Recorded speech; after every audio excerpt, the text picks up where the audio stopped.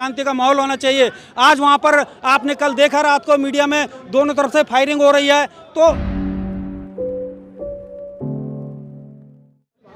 ये घटनाएं हो नहीं रही है, घटनाएं करवाई जा रही है।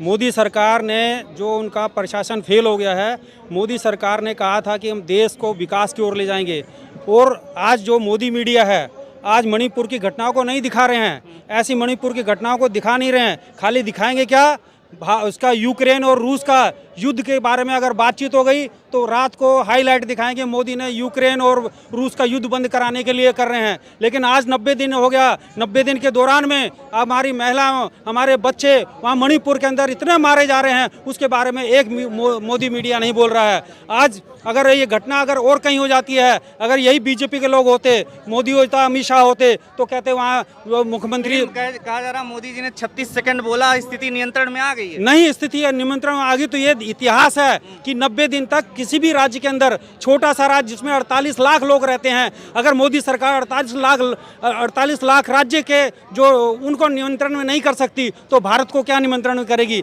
मोदी तो खाली है कि विदेशों के अंदर अपनी छवि चमकाने के लिए विदेशी मीडिया में जा रहा है कि विदेश में भारत का नाम हो रहा है। लेकिन हम पूछना चाहते हैं कि मणिपुर की घटना पूरे देश के अंदर कलंक है, और ये मोदी सरकार पर कलंक है। आज अमित शाह क्यों नहीं इस्तीफा दे देते, आज उनका मुख्यमंत्री क्यों नहीं इस्तीफा देते, लेकिन वहां पर जो मोदी मीडिया है उसको हाईलाइट नहीं करना चाहते। अमित शाह जी कह रहे हैं संसद में कि हम सदन में चर्चा करने के लिए तैयार हैं, कल ही उनका आया। नहीं, पहले तो वहाँ इस्तीफा दिलवाओ ना, जब वहाँ के उनके मुख्यमंत्री हैं उनको इस्तीफा दिलवाइए।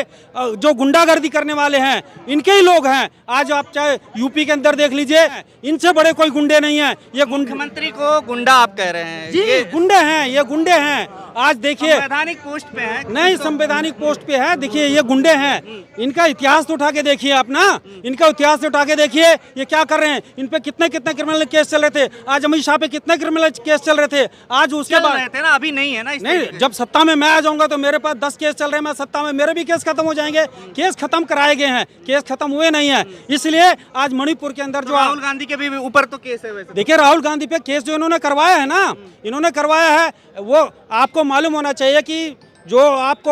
चाहिए कि मोदी जी ने जो हिंदुस्तान की 75 पोस्टें हैं उन पर अपने आरएसएस के आदमी बिठा रखे हैं।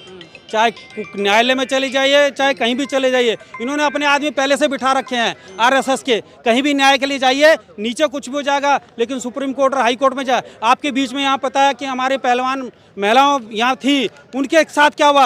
अगर आपके साथ कोई लेडीज अगर कोई कंप्लेंट कर दे तो आप पुलिस वाले आपको उठा के कर देंगे, लेकिन बृजभूषण को एक जेल नहीं हुई, एक दिन की जेल नहीं हुई। ये हिंदुस्तान है, जो हिंदुस्तान की अगर एक बेटी अगर मेडल जीत के लाती थी तो मोदी जी फोटो खिंचवाते थे, उसको लंच बुलाते थे। अगर उनके साथ कोई घटना घटती है तो मोदी जी चुप है। कोर्ट ने ही तो जमानत दी है। देखिए हमने कहा कि जो न्यायपालिका पे इन्होंने पहले कब्जा कर लिया है, ये पूरे देश के संविधान को खत्म करना चाहते हैं। मोदी मीडिया पूरे हिंदुस्तान के अंदर कानून लाना नहीं चाहते। ये तो अगर ये 5 साल और हो गए तो हिंदुस्तान में चुनाव कराने की जरूरत नहीं रहेगी। मोदी उस चाल पे चल रहा है। आज सारा विपक्ष, सारी जनता तरह है। मोदी जी कहते हैं विकास करेंगे, हम पूछना चाहते हैं कौन सा विकास हो रहा है। आज बताइए ना, आज भुखमरी का ये हाल है। मोदी जी ने कहा था 2 करोड़ लोग को रोजगार देंगे, 2 करोड़ 3 करोड़ लोग हर साल बेरोजगार हो रहे हैं। कहाँ पे विकास हो रहा है? खाली विकास हो रहा है मोदी मीडिया के अंदर हो रहा है, विदेशों के अंदर हो रहा है। इसलिए बयान आया मोदी जी का, आज का बयान है कि इंडिया जो शब्द रखा विपक्ष ने, उसके ऊपर कहा है कि इंडियन मुजाहिदीन जो है आतंकी संगठन है,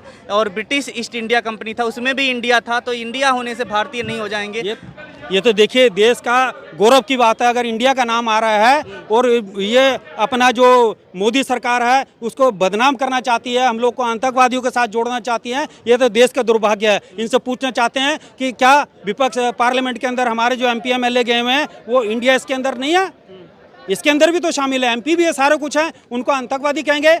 तो ये देश का दुर्भाग्य है। मोदी सरकार ये चाहती है कि देश के अंदर न्यायपालिका बची रहे, उसको न्यायपालिका को खत्म करना चाहते हैं मोदी सरकार को। इसलिए देश की जनता जागरूक हो गई है, उन्हें पता है कर्नाटक के अंदर क्या हुआ, इन्होंने पूरी मिनिस्ट्री लगा दी, इससे पहले बंगाल के अंदर लगा दिया। अगर इनके राज्य के अंदर कोई घटना घटती है तो ये कहते हैं कांग्रेस के राज में हो रहा था और पश्चिम बंगाल में हो रहा था। लेकिन जहां आज के टाइम में अगर कांग्रेस के राज में हो रहा था, कांग्रेस को उखाड़ के फेंक दिया। आज आपके राज्य में हो रहा है तो तुम कांग्रेस का नाम क्यों ले रहे हो भाई? आपके राज्य में तो आप अपनी बात बात कीजिए ना, आप अपनी बात करके कि पीछे क्या कर दिया उसको देख के पीछा नहीं छोड़ा सकते। मणिपुर के मुद्दे पे जो सत्ता पक्ष है वो चाहती है कि और भी मुद्दों पर चर्चा हो, जिस तरीके राजस्थान में हुई घटनाएं और उधर मणिपुर के मुद्दे पर सबसे पहले कि वहां पर शांति माहौल होना चाहिए, शांति का माहौल होना चाहिए।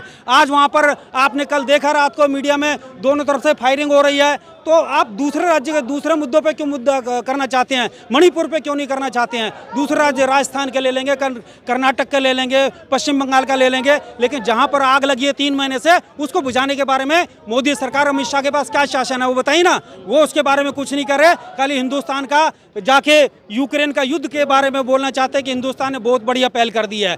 आपको मालूम होगा 2 महीने पहले मोदी जी ने कहा था कि रूस और भारत के, रूस और अमेरिका, हाँ यूक्रेन के बारे में मोदी जी ने ऐसा दे दिया कि यूक्रेन का युद्ध और रूस का युद्ध खत्म करवा देंगे। क्या यूक्रेन और उसका युद्ध खत्म हो गया? खाली मोदी मीडिया की चाल है। इसलिए ये मणिपुर को भुलाने के लिए पश्चिम बंगाल का लेना चाहते हैं, राजस्थान का लेना चाहते हैं, जिससे मणिपुर का मसला खत्म हो जाए। कह रहे हैं कि विपक्ष चर्चा करने में हस्तक्षेप कर रहा है, इसीलिए कल सांसद संजय सिंह को भी निलंबित कर दिया। देखिए ये तो हम चाह ही रहे हैं कि जो बोलेगा उसको निलंबित कर देंगे। आप जैसे मैं बोल रहा हूँ तो मुझे भी गिरफ्तार कर सकते हैं। ये मोदी सरकार चाह ही रही है, तानाशाही सरकार है। आपको मालूम होना चाहिए कि मोदी सरकार आज देश का प्रधानमंत्री है, विदेशों के अंदर जाके बोल रहा है। मणिपुर के बारे में क्यों नहीं बोलते भाई? मणिपुर में जाके वहाँ करें ना। तो प्रधानमंत्री ने बोला तो 36 सेकंड नहीं, 36 सेकंड बोला, लेकिन मणिपुर के बारे में कुछ नहीं बोला ना।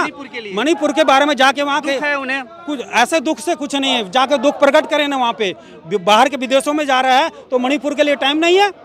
अगर दूसरे राज्य के अंदर ये घटना घट जाती तो मोदी सरकार की पूरी मिनिस्ट्री चली जाती, आपको मालूम होना चाहिए। इसलिए ये खाली दिखावा कर रहे हैं और ये हिंदू मुसलमानों को करके ये चाहते हैं कि अगर हिंदू मुसलमान रहेगा तो बीजेपी को हिंदू वोट देगा और मुसलमान खिलाफ हो जाएगा। इसलिए हिंदू मुसलमानों को करके ये लड़ाना चाहते हैं देश में। आपका शुभ नाम क्या है? नारायण सिंह, मैं हिंदू मजदूर सभा दिल्ली प्रदेश का सेक्रेटरी हूँ। खबरों में बने रहने के लिए फोरम 4 को सब्सक्राइब करें और नोटिफिकेशन पाने के लिए बेल आइकन दबाएं।